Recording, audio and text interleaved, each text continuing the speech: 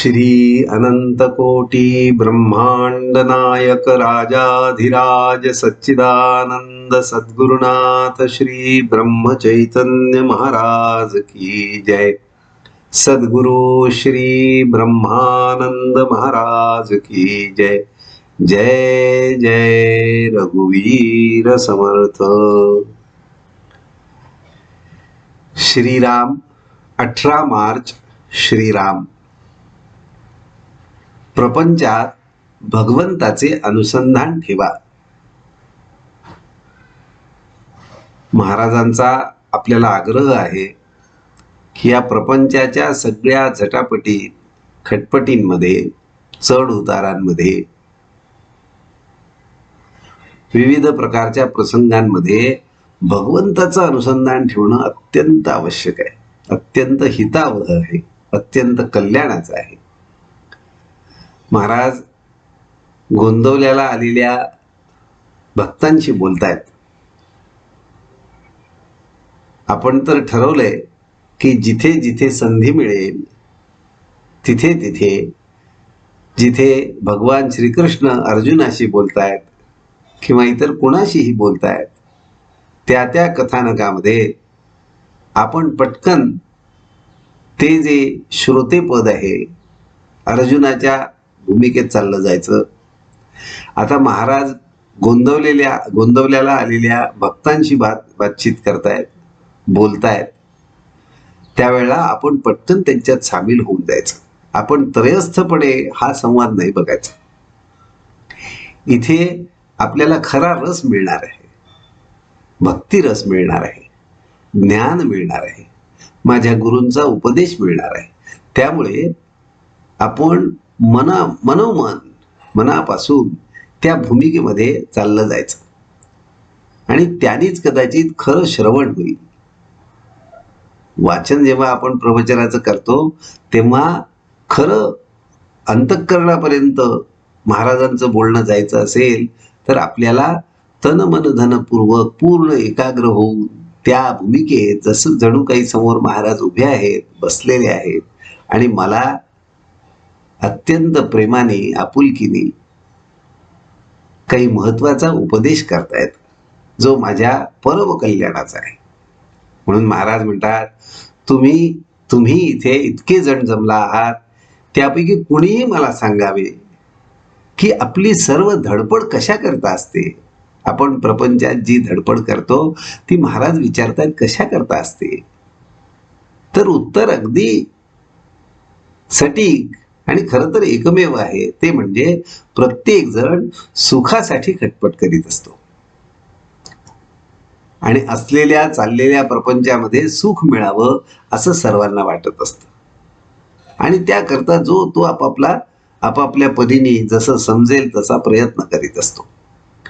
परंतु आजपर्यंत प्रपंचात कोणाला सुख मिळाले आहे विचार करून पाहिलं तर खरोखर वरवर जरी आपल्याला एखादा मनुष्य सुखी आहे असं वाटत असलं पण त्याची दिनक्रम त्याची जर वास्तविक अवस्था आपल्याला कळली तर आपल्या लक्षात येईल की नाही, त्यालाही खूप साऱ्या चिंता आहेत, काळज्या आहेत। त्यामुळे तोही प्रापंचिक सुख सर्व संसाधनांची रेलचेल असून सुद्धा तो प्रापंचिक सुख निरंतर भोगू शकत नाही।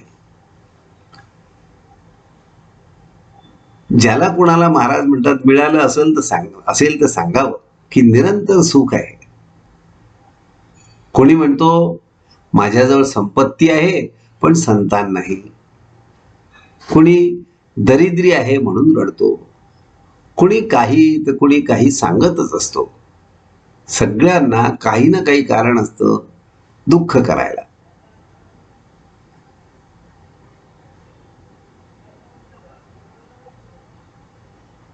आणि म्हणतो की प्रत्येक जण म्हणतो काय की माझी जर इच्छा पूर्ण झाली ना तर मी सुखी होईल।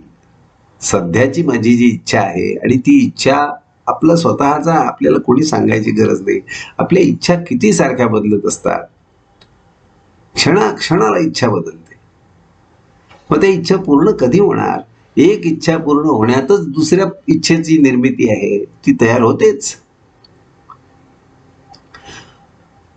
म्हणून आपली हाव जी प्रपंचातनं सुख मिळविण्याची हाव आहे, ती कधीच तृप्त होऊ शकत नाही. ही खूणगाठ मनाशी बांधून ठेवावी. महाराज आपल्याला सांगतायत, मृगजळ पिऊन कधी कोणी तृप्त झालाय का? जे मुळातच पाणी नाही, ते आहे आहे असं भासून छाती फुटेपर्यंत तो हरिण त्याच्या मागे धावतो, पण त्याला पाण्याचा पत्ता लागत नाही, त्याच्या हाती पाणी लागत नाही. तसं आपलं प्रपंचामध्ये होत आहे की नाही? तर उत्तर अगदी निखाल स्पष्ट आहे आणि एकमेव आहे, ते होतं. असंच आपण एकेका इच्छापूर्तीसाठी, त्यातनं मला इच्छापूर्ती झाली की सुख मिळेल या आशेने धडपड करत असतो. त्यावेळेला मन मात्र व्याकुळ असतं त्या फलप्राप्तीसाठी. अन्यथा नुसतं कर्म होण्यात काही अडचण नाही, सहजपणे. म्हणून प्रपंचच जिथे खोटा, तिथे सुख मागता कसं काय? त्या प्रपंचातली इच्छा धरता तरी कसं? म्हणून ही खूणगाठ मनाशी बाळगली पाहिजे की प्रपंच इथून तिथून जसा दिसतो तसा नाही, त्याच्या अंतर्यामी इथून तिथपर्यंत सगळा भगवंत भरलेला आहे आणि तो स्वतः सुखरूपच आहे. त्यामुळे प्रपंचात डावं उजवं काही झालं, वर खाली काही झालं, मनाविरुद्ध झालं, मनासारखं झालं, तरी ते केवळ एक भगवत तत्वच आहे.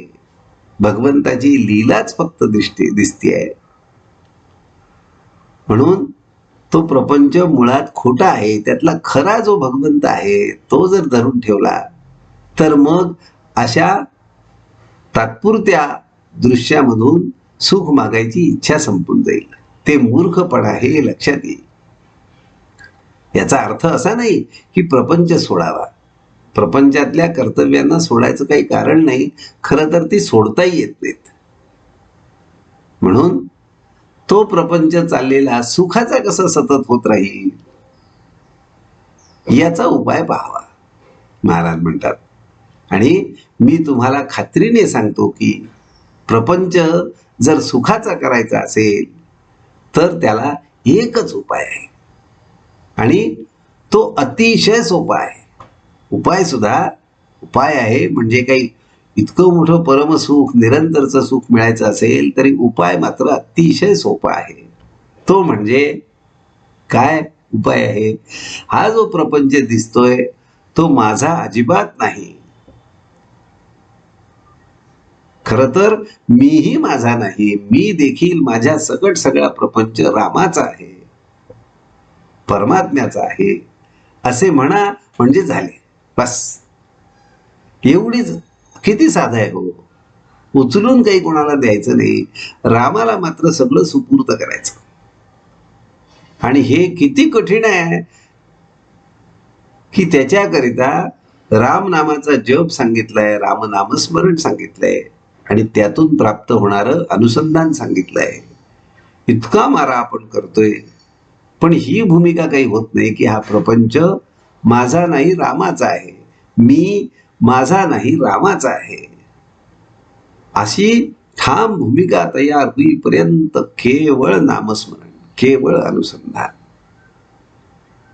हाच एक साधा उपाय. हे दिसण्यात सोपे आहे. प्रपंच माझा नाही, रामाचा आहे म्हणणं दिसण्यात सोपं आहे. महाराजही म्हणतात, त्यांना आपल्या मनाच्या अवस्थेची पुरेपूर कल्पना आहे आणि त्यांना आपल्याला या गर्तेतून बाहेर काढायचं आहे, म्हणून त्यांची तळमळ आहे. ते दिसायला जरी सोपं असलं तरी आचरायला खूप कठीण आहे. का कठीण आहे? कारण माझी दृष्टी भरकटलेली आहे. माझी दृष्टी ज्ञानदृष्टी नाही, अज्ञान दृष्टी आहे. म्हणून परमात्म्याची कृपा झाल्याशिवाय हे साधणार नाही. आणि परमात्म्याची कृपा झाली आहे की नाही झाली कसं बघायचं?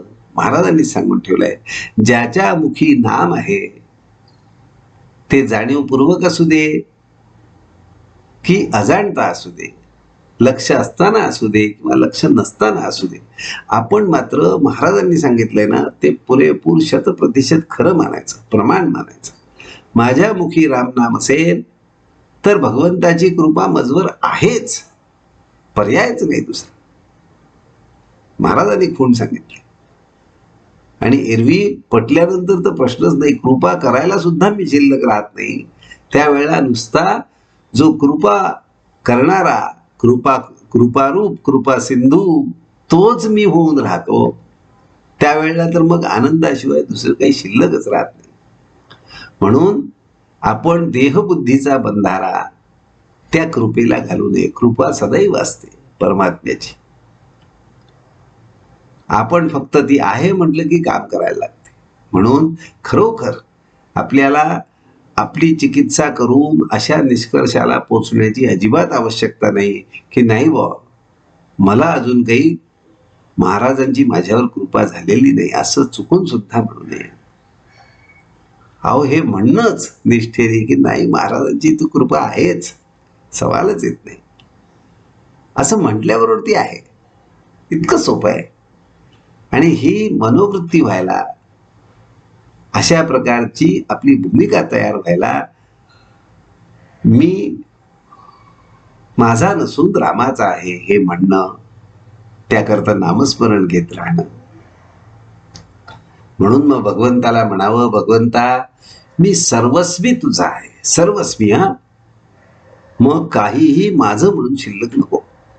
माझा देह नको, माझा प्रपंच नको, माझे लोक नको, सर्वस्वी मी तुझा आहे. माझा प्रपंच हा देखील तुझाच आहे.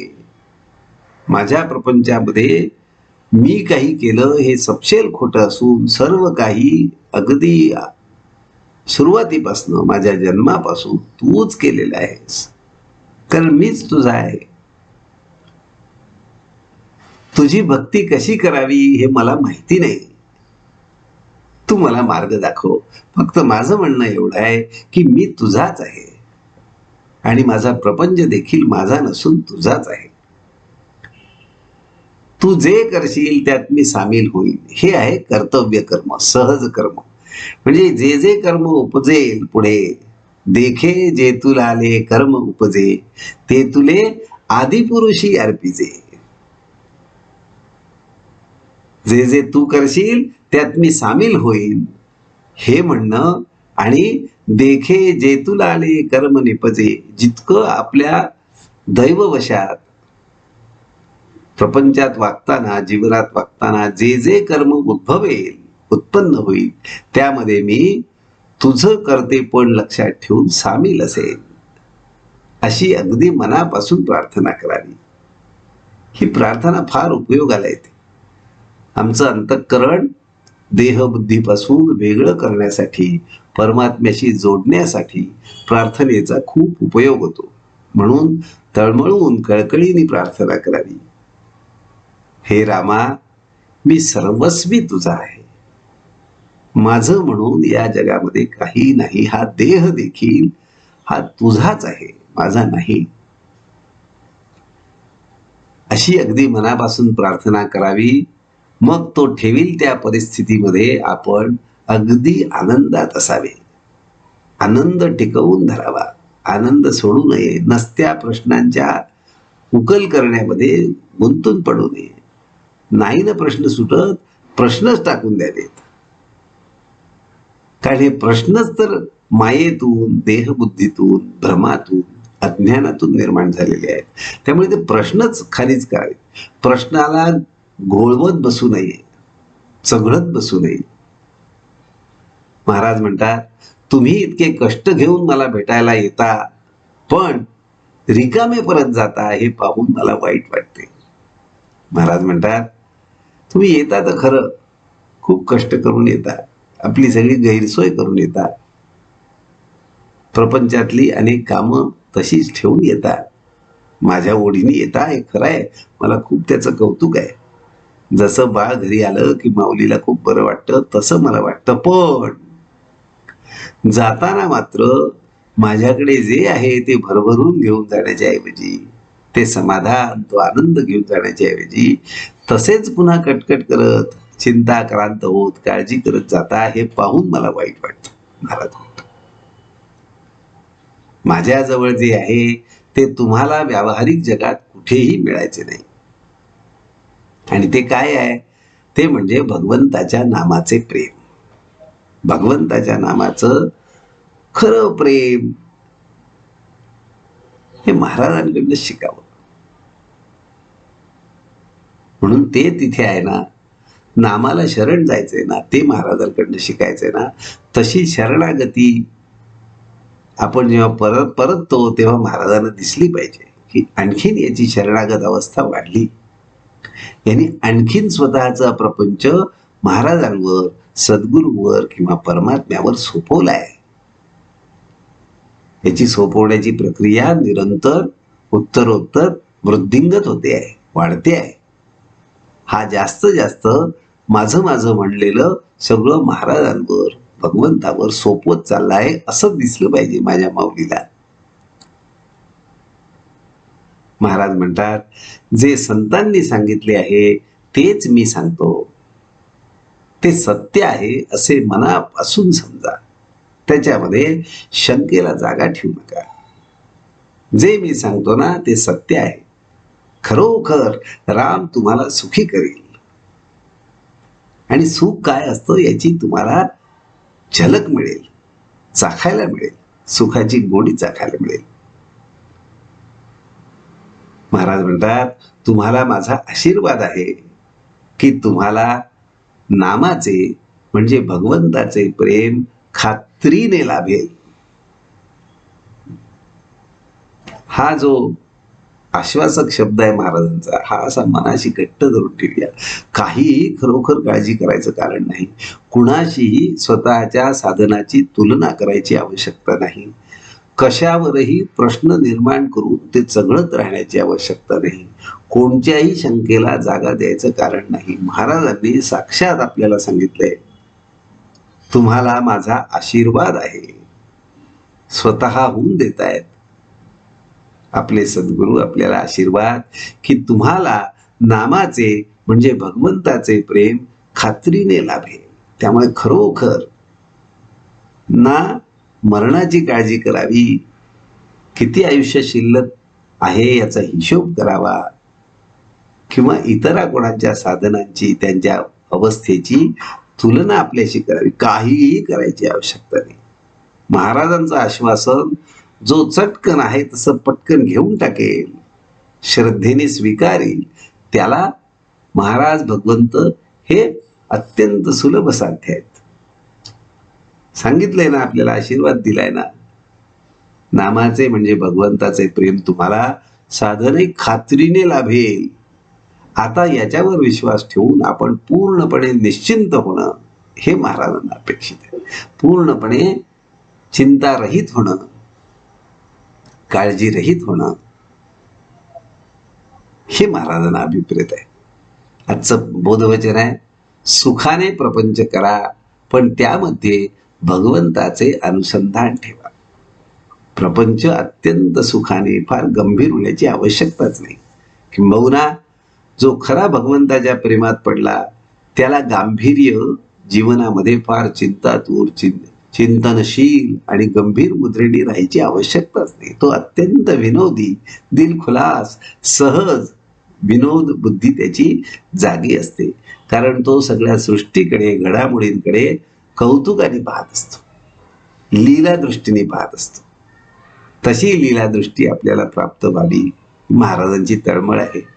आपल्यालाही आशीर्वाद मिळाला आहे, त्या पद्धतीने आपण पूर्णपणे श्रद्धा ठेवून की आम्हाला नामाचे म्हणजे भगवंताचे प्रेम खात्रीने लाभणारच आहे, प्रश्नच नाही. महाराजांनी आशीर्वाद दिलाय, त्या श्रद्धेवर आपण पुन्हा एकदा भगवंतावर सगळं सोपवून राहायला शिकूया.